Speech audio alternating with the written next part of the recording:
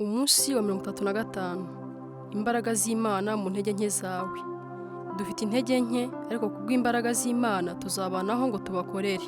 Abakorinto ba kabiri igice cya 13 umurongo wa 4. Ndi kumwe nawe, ibyo biraguhagije. Imbaraga zanjye ziboneka neza ahari intege nke. Abakorinto ba kabiri igice cya 12 umurongo w'9a. Imana ikunda gukoresha abanyantege nke. Buri muntu agira intege nke. Mu by'ukuri nawe ubwawe ufite umurundo w'inenge n'ibidatunganye byinshi, haba mu rwego rw'umubiri, amarangamutima, mu bwenge no mu mwuka. Ushobora no kugira ibintu udafiteho ubushobozi bigutera intege nke, nk'ibibazo mu rwego rw'amafaranga cyangwa rw'imibanire. Icy'ingenzi ni uburyo witwara muri ibyo byose. Akenshi dukunda guhakana intege nke zacu, tukazishakira ibisobanuro, tukazibabarira, tukazihisha, kandi tukumva tutazishimiye. Ibyo rero bituma Imana idashobora kuzikoresha uko yashakaga. Imana ibona mu buryo butandukanye intege nke zawe. Iravuga ngo inzira zanjye n'ibyo nibwira bisumba ibyanyu. Niyo mpamvu kenshi ikora mu buryo bunyuranye cyane n'ibyo twe twibwiraga. Twibwira ko Imana ishaka gukoresha imbaraga zacu gusa, nyamara yo ishaka no gukoresha intege nke zacu mu buryo buyihesha icyubahiro. Bibiliya iravuga ngo Imana yatoranije ibigambiriye iby'isi yita ibinyantege nke kugira ngo ikoze isoni ibikomeye. Intege nke zawe ntabwo ari impanuka. Imana yaziretse ibishaka ngo zigaragare mu buzima bwawe kugira ngo ishobore kugaragaza imbaraga zayo muri wowe. Ntabwo Imana ijya itangarira imbaraga cyangwa kwigira. Usanga ahubwo ikunda kuba hafi y'abafite intege nke ariko bakabyemera. Uko kwemera intege nke zacu nibyo Yesu yitaga kuba umukene ku mutima. Nicyo cya mbere kiranga abo yita abahiriwe. Bibiliya yuzuye ingero zerekana ko Imana ikunda gukoresha abanyantege nke, abantu basanzwe, kugira ngo isohoze ibintu bikomeye yirengagije intege nke zabo.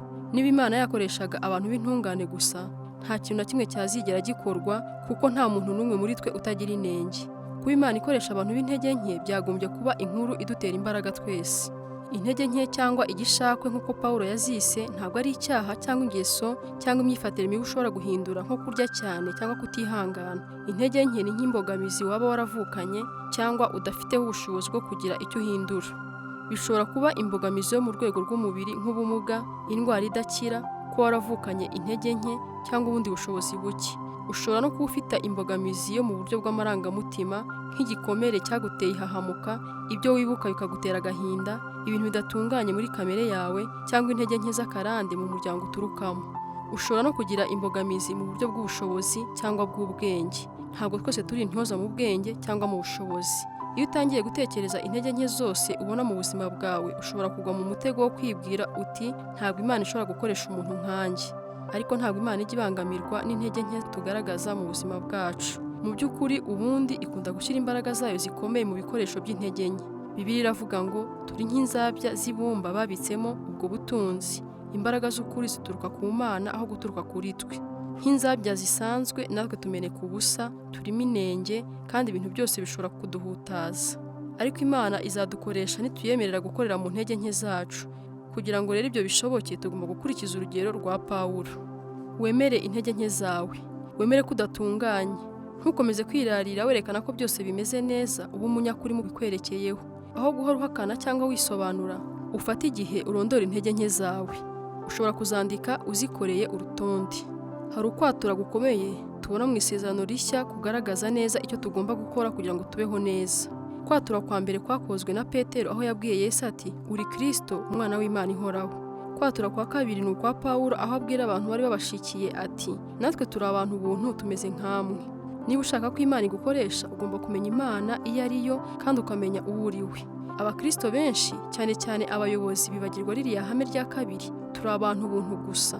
Ntiba ngombwa kukunyuza mu bibazo kugira ngo umenye ibyo ngibyo. Imana ntizashidikanya kubikora kuko igukunda.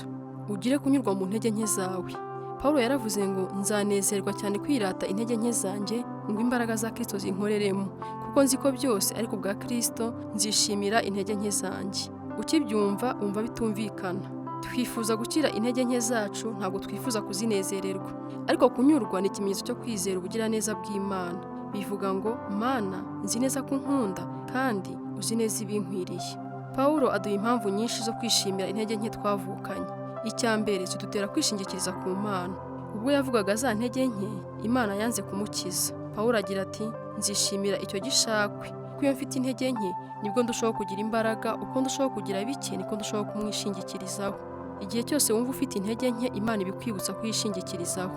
Intege nke zacu zitubuza kwishyira hejuru, zidukomeza mu guca bugufi. Pawulo yaravuze ngo, kugira ngo ne kwishyira hejuru birenze ibikwiriye, nahawe igishakwe cy'ubumuga bwo mu mubiri kugira ngo gihore kinyibutsa intege nke zanjye. Kenshi Imana ishyira intege nke zikomeye ahari imbaraga nyinshi kugira ngo tubuze kwishyira hejuru. Imbogamizi iri mu mubiri ishobora kutubera umushorera wo kutubuza kwihuta no kwiruka mbere y'uko Imana itubwira. Igihe Gideyoni yatoranyaga ingabo 32,000 zo kurwanya Abamidiyani, Imana yarazigabanije isigaza abantu 300. Bivuga ko bagiye ku rugamba umuntu umwe abarirwa abanzi 450, kuko ingabo bari bagiye guhangana zari 135,000. Uwabiboneraga kure yari kuvuga ko nta kindi kizavamo uretse akaga, ariko Imana yo yari yabikoze kugira ngo Isiraheli imenye ko ari imbaraga z'Imana atari ubushobozi bwabo bwite bwabakijije. Intege nke zacu zidutera kugirana ubusabane n'abandi bizera.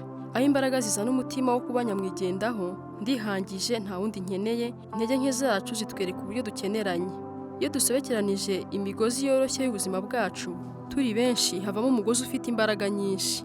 Vance Havena yigeze gutanga urwenya agira ati, abakristo ni nk'utubumbe tw'urubura, kamwe ukwako kagira intege nke, ariko dufatanye tuvamo ikirundo cy'urubura gifunga imihanda kigahagarika imodoka. Kuruta ibindi byose, intege nke zacu zongera ubushobozi bwo kugirira abandi impuhwe no kubakorera. Bituma tugira impuhwe no kwihanganira intege nke z'abandi. Imana ishaka ko ugira umurimo nk'uwa Kristo igira hano ku isi. Bivuga ngo abandi bantu bazabonera gukira mu bikomere byawe. Ubutumwa bwawe bw'imbaraga ku buzima n'umurimo wawe uzagira imbaraga mu guhindura abandi n'ibizava mu masomo wigiye mu byakubabaje cyane. Bya bindi byagukojeje isoni, bya bindi bikigutera ikimwaro, bya bindi wumva ushidikanya kubwira abandi, nibyo Imana ikoresha cyane ngo ikize abandi. Umukozi w'Imana Hudson Taylor yaranditse ngo, ibihangange by'Imana byose byari abantu b'intege nke. Intege nke za Mose zari uburakari bwe. Bwamuteye kwica umunyegiputa, bumutera gukubita urutare kandi Imana yari yamubwiye kurubwira gusa, bumutera kumena amabuye yari yanditseho amategeko 10. Nyamara Imana yaramuhinduye imutangira ubuhamya ko yari umugwaneza urusha abantu bose bo mu isi. Intege nke za Gideyoni zari ukwisuzugura no kugira gushidikanya kwinshi, ariko Imana imuhinduramo umunyambaraga ugira ubutwari. Intege nke za Aburahamu zari ubwoba. Si rimwe gusa ahubwo n'inshuro 2 yihakanye umugore we avuga ko ari mushiki we kugira ngo yirengere. Ariko Imana yahinduye Aburahamu aba se w'abizera. Petero yari umuntu uhubuka kandi udafata ibyemezo bihamye, ariko amaherezo yahindutse urutare. Dawidi umusambanyi yahindutse umuntu uhuye n'umutima w'Imana. Yohana umwe mu birasi b'abana b'inkuba yaje guhinduka intumwa y'urukundo. Umuntu yarondora ntarangize. Igihe cyandenga mvuze inkuru zo kwizera kwa Baraki, Samusoni, Yefuta, Dawidi, Samweli n'abandi bahanuzi bakuye mu ntege nke bahabwa imbaraga. Imana ifite uburambe mu guhindura intege nke ikazikuramo imbaraga. Ishaka gufata intege nke zawe ikazihindura. Ubwira abandi intege nke zawe utihishira. Gukorera Imana nyakuri bitangirira mu kwemera kugaragara ukuri. Uko uzarushaho kujya ahagaragara ukiyambura isura itariyo, ugasangira n'abandi intege nke zawe, niko Imana izarushaho kugukoresha ugafasha abandi. Pawulo aduha urugero rwiza rwo kugaragara uko ari mu nzandiko ze zose. Atwereka atihishiriye ibyamunaniye, icyiza nshaka gukora si cyo nkora, ahubwo ikibi nanga akaba ari cyo nkora. Nababwiye ibindi ku mutima byose, ibyamubabaje. Twagize amakuba kandi twararemerewe cyane tugeza naho twiheba ko tuzapfa. Ubwoba bwe. Ubwo nazaga iwanyu nari mfite intege nke, ntinya mpinda umushyitsi mwinshi. Birumvikana ko kugaragara uko uri bitinyitse. Bitera ubwoba kwiyambura ibyo twihishe inyuma, tukereka abandi ubuzima bwacu ko buri. Iyo uhishuriye abandi bikunanira, ukabereka amarangamutima yawe, ibyakugoye n'ibigutera ubwoba, abantu bashobora kukuvaho. Ariko inyungu irimo iruta ibyo uhomba. Kugaragara uko uri bikubohora umutima. Kujya ahagaragara bigukiza guhangayika, bigukuraho ubwoba kandi niyo ntambwe ya mbere yo kubohoka. Twamaze kubona ko Imana iha ubuntu abicisha bugufi, ariko benshi bumva nabi kwicisha bugufi. Kwicisha bugufi ntabwo ari ukwisuzugura cyangwa kugaya imbaraga zawe, ahubwo ni ukwemera udahisha intege nke zawe. Uko urushaho kuba umunyakuri ku ntege nke zawe, niko urushaho kunguka ubuntu bw'Imana, niko kandi uzabona n'ubuntu buva ku bandi. Kugaragara uko uri bikwambika igikundiro, abantu baca bugufi batugiraho rukuruzi. Kwihagararaho bituma abantu bakujya kure, ariko kugaragara uko uri bikurura abandi, kandi kutihishira niyo nzira itwinjiza mu busabane bw'umutima. Iyo niyo mpamvu Imana ishaka gukoresha intege nke zacu aho gukoresha imbaraga zacu gusa. Iyo abantu babona imbaraga zawe gusa bacika intege, bakavuga bati none se warabishoboye, jye biriya sinabyiviramo. Ariko iyo babonye Imana igukoresha, nubwo ufite intege nke bibatera kugira imbaraga bakavuga bati wenda nanjye Imana yashobora kunkoresha. Imbaraga zacu zitera gushaka kurushanwa, intege nke zitera kujya hamwe. Mu buzima bwawe hari aho ugomba kugera ukiyemeza niba ushaka gutangaza abantu cyangwa ushaka kubahindura. Ushobora gutangaza abantu bakurebera kure, ariko bisaba kubegera hafi kugira ngo ushobore kubahindura, kandi iyo ubegereye babona inenge zawe. Ariko ntacyo bitwaye. Icyangombwa cya mbere ku muyobozi si ukuba intungane, ni ukuba umuntu w'umwiringirwa. Abantu bagomba gushobora kukwizera kugira ngo bakujye inyuma bemere ubuyobozi bwawe. Umuntu rero yubaka ate icyizere abantu bamugirira? Si uko wishushanya n'intungane, ahubwo ni igihe wemera kugaragara uko uri. Wirate kubw'intege nke zawe. Pawulo yaravuze ngo nzirata ko ndi umunyantege nke, nuko Imana ari inyembaraga, kubona ishobora gukoresha izo ntege nke ikihesha icyubahiro.